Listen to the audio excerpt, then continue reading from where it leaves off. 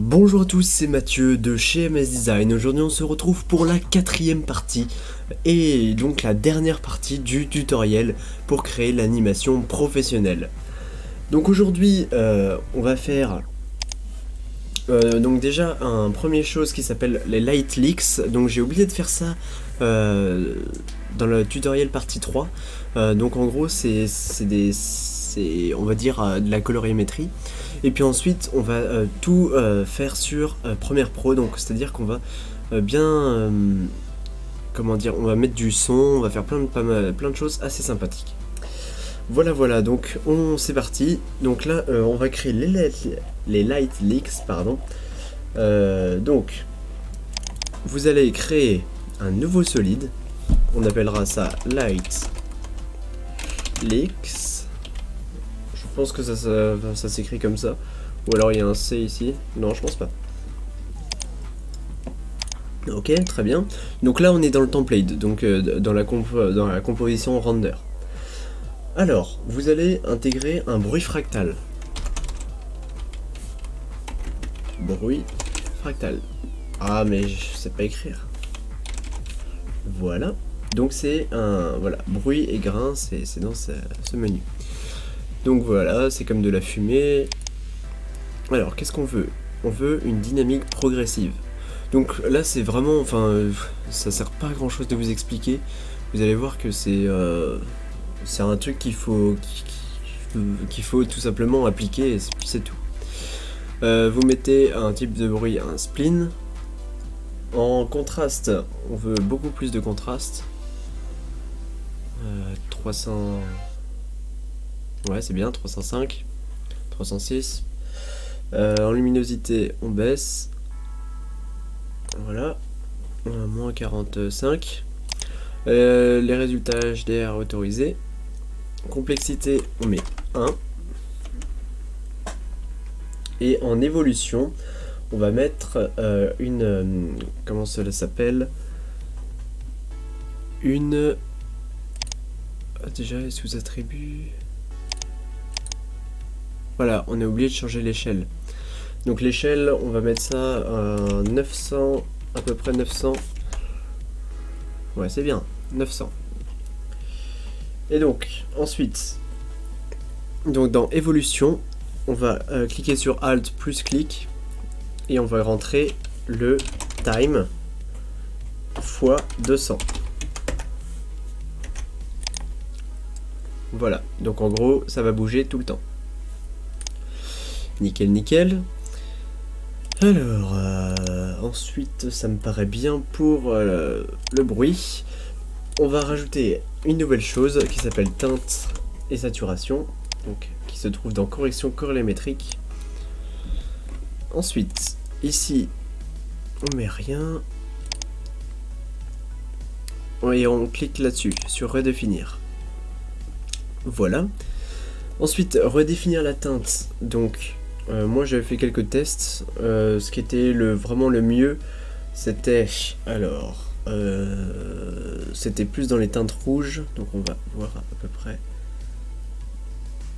Donc là vous pouvez vous référencer à ici.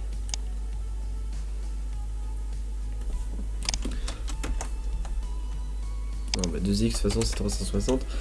Ok, ça me paraît.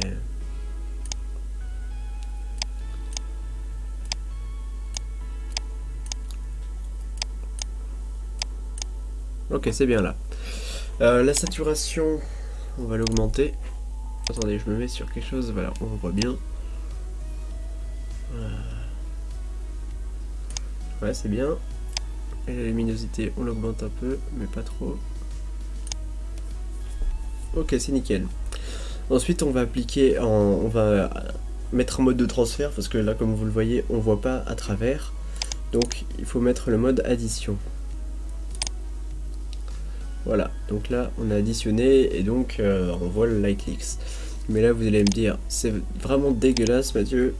Et ben non, en fait on va tout simplement baisser l'opacité. Donc vous cliquez sur T et puis vous baissez l'opacité à 25 voire 30%.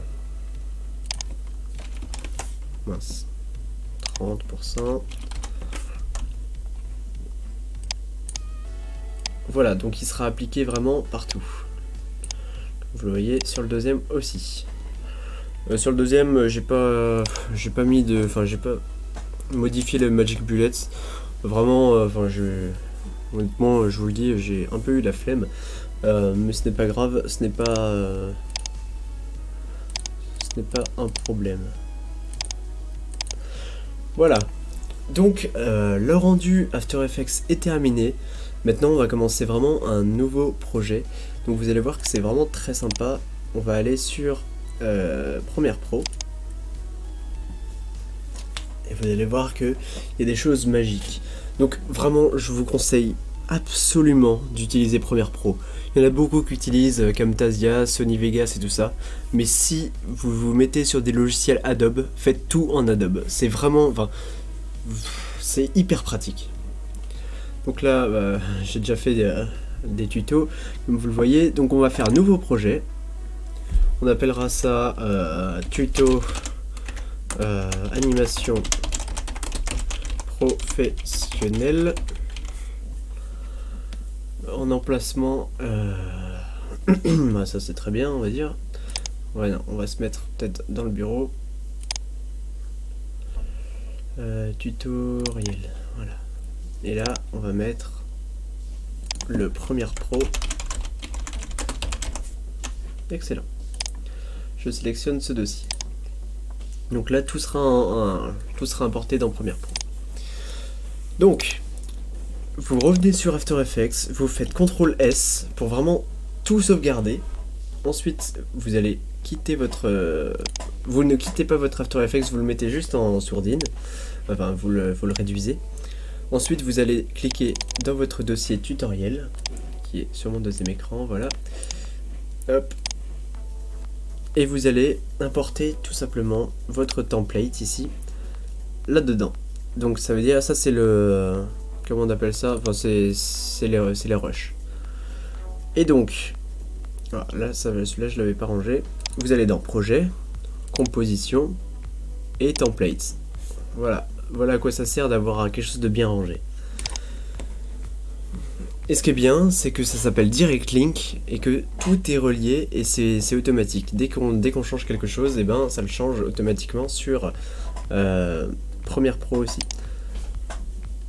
Là, j'ai remarqué qu'il y avait un problème. On veut que le Lightlix il apparaisse. Voilà. Et donc, si vous voulez un petit truc, donc ça par exemple, on va le supprimer. Vous pouvez directement aller sur le projet. On va déjà juste mettre composition ici. Voilà, c'est pas mal. Et là, la transition, on le met dans séquence 2. Ok. Vous pouvez directement aller dans Fichier, Adobe Dynamic Link. Ah ouais, j'arrête pas de dire Direct Link, mais en fait c'est Dynamic Link. Et vous allez faire nouvelle séquence Premiere Pro. Là, il va directement vous amener sur Premiere Pro. Nom de la séquence, vous pouvez mettre tuto. Enfin, vous mettez ce que vous voulez en fait. Hop. Et il crée tout simplement votre séquence. Donc voilà, c'est pratique. Hop. Voilà, voilà, voilà. Voilà. Donc, ensuite, pour éviter de perdre trop de temps, j'ai sélectionné des ressources. Donc, c'est des sons en fait, tout simplement. Voilà, donc j'ai tout retrouvé. J'espère que le son n'est pas trop fort, sinon je vais le modifier tout de suite. Non, ça va, il a pas l'air d'être trop fort. Je vais quand même un petit peu le baisser pour vous. Et puis de toute façon, je vérifierai au montage si c'est pas trop fort. Donc là, on a un swoosh. Voilà. Donc on va se servir de ça pour la transition. Exploration, c'est la musique qu'on va utiliser pour le fond. Donc vous avez vu, c'est la même chose pour le render. Ah non, ça c'était une autre musique. J'ai utilisé deux musiques. Ça c'est un glitch. Voilà, c'est pas très cool. Speed wash. Voilà, encore un wash. Encore un swoosh. Voilà. Et un dernier. Donc où est-ce que vous pouvez trouver tous ces sons? Eh bien tout simplement il faut télécharger et acheter ou faire d'autres choses. Acheter des SFX, donc ça s'appelle des SoundFX. Et en fait c'est des packs de sons que vous pouvez trouver. Donc si vous voulez je peux vous montrer rapidement. J'en ai eu quelques-uns. C'est dans musique, utilitaire. Et puis là, vous voyez, j'ai SFX avec énormément de sons et Motion Pulse. Motion Pulse, c'est de Video Copilot. C'est vraiment sympa. Donc ça, tout ça, vous le mettez, vous l'importez dans Premiere Pro. Et puis on va pouvoir commencer. Donc là, vous voyez que ça se termine à peu près ici. Donc la séquence 2 se termine ici. Et donc vous voyez on est à 18 secondes et 5 frames. Donc à 18 secondes et 5 frames on va couper la chose. Donc là malheureusement je suis il me dit pas à combien de secondes je suis.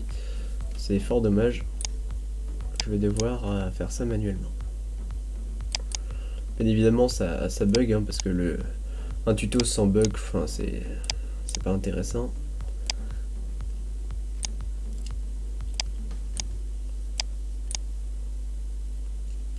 Il faut attendre en fait que ça se mette à jour à chaque fois.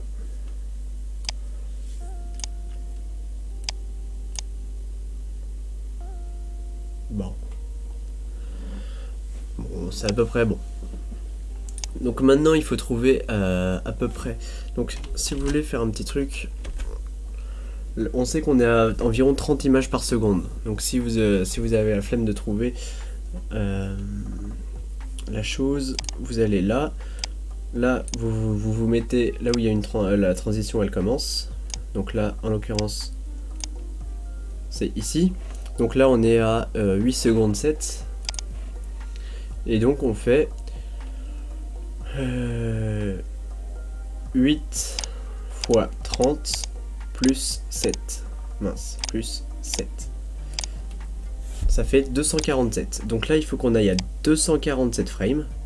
C'est à peu près parce que c'est 29,97 images par seconde. Mais là on peut dire qu'on est dessus. Et donc là, à cet endroit là, on va pouvoir insérer tous les swoosh. Donc là on a le swoosh. Donc il commence un petit peu plus loin. Donc hop, on se met un peu là. Ensuite on a encore un swoosh ici. Là il commence vraiment là-dessus, c'est bien. Ici on remet un swoosh. Là j'ai plus de piste audio. Donc vous allez cliquer sur une piste audio là et vous allez faire ajouter une piste. Vous allez en ajouter plusieurs, comme ça sera fait. Hop, du coup on en ajoute plusieurs. N'ayez vraiment pas peur d'en ajouter plusieurs. Il faut juste que ça fasse pas dégueulasse hein, tout simplement. Et donc là par exemple on peut faire un test.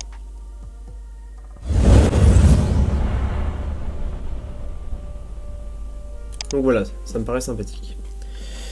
Alors, ensuite on ajoute une piste pour le son principal.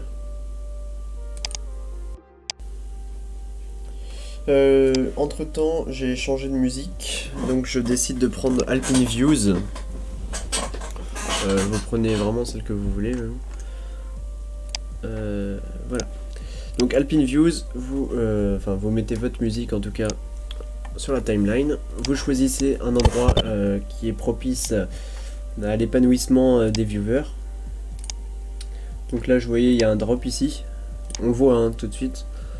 Enfin, un drop. En gros, c'est là où il y a plus ou moins un refrain. Donc on peut jouer.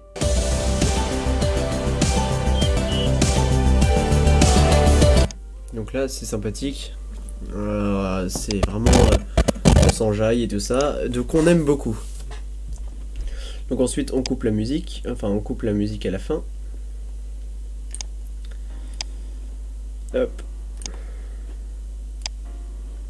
Ensuite, qu'est-ce qu'on peut faire? On peut mettre une transition.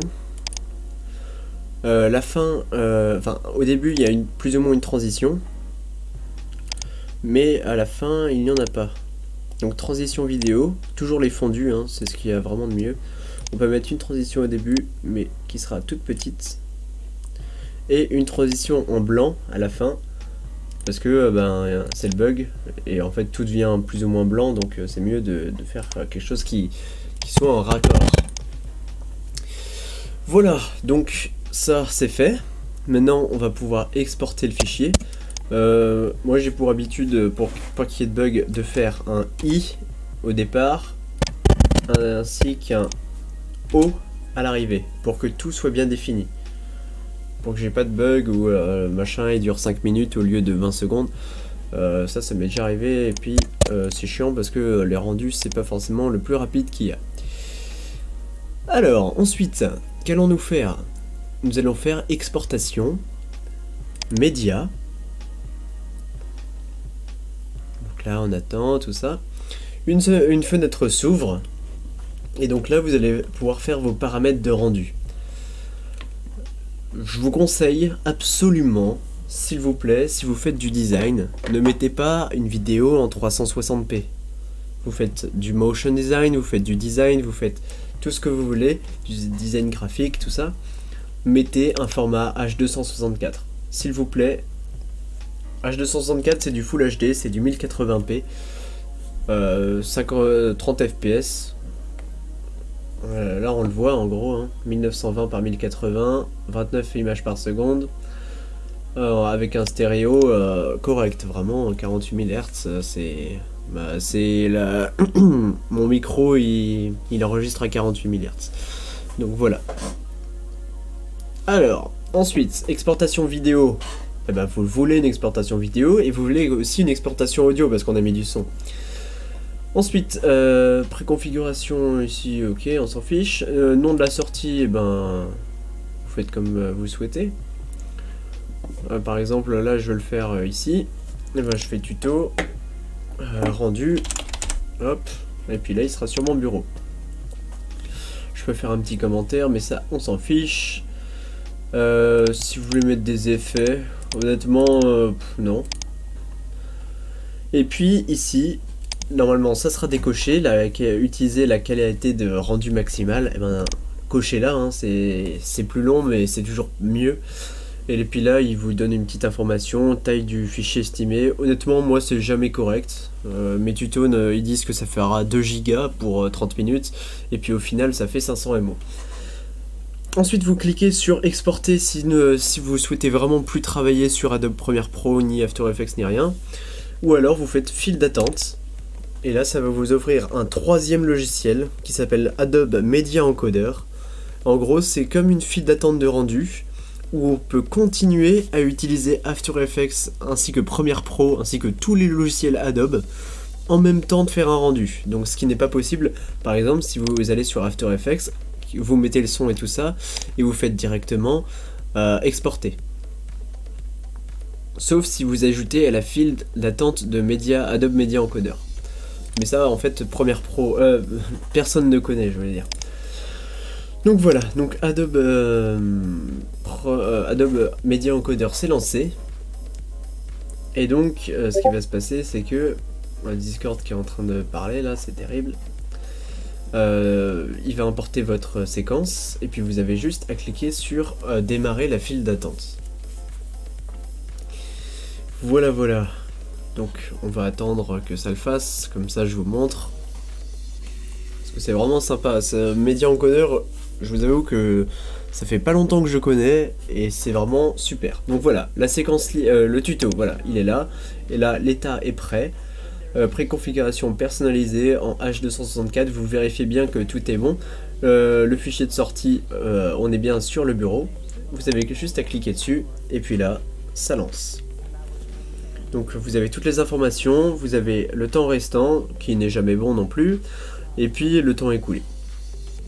Donc, et en plus vous pouvez avoir un petit rendu de ce que ça donne. Donc c'est vraiment sympa, utilisez-le, c'est vraiment sympa. Voilà, donc je pense que c'est terminé pour moi. Donc cette grosse formation est terminée. Donc ça a duré 4 épisodes, hein, presque 2 heures de tutoriel. Donc j'espère que vous aurez vraiment apprécié cette formation. Et puis je vous retrouve tout de suite en rien du tout.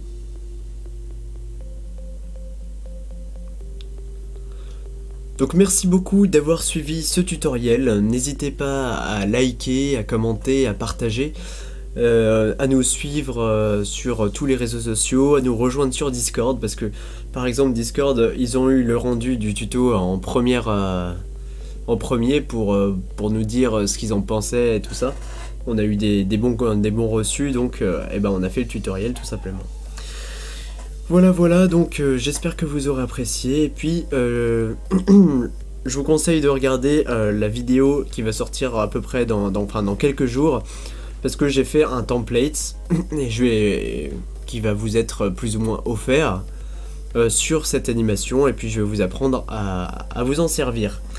Voilà, donc à bientôt pour de nouvelles vidéos sur MS Design.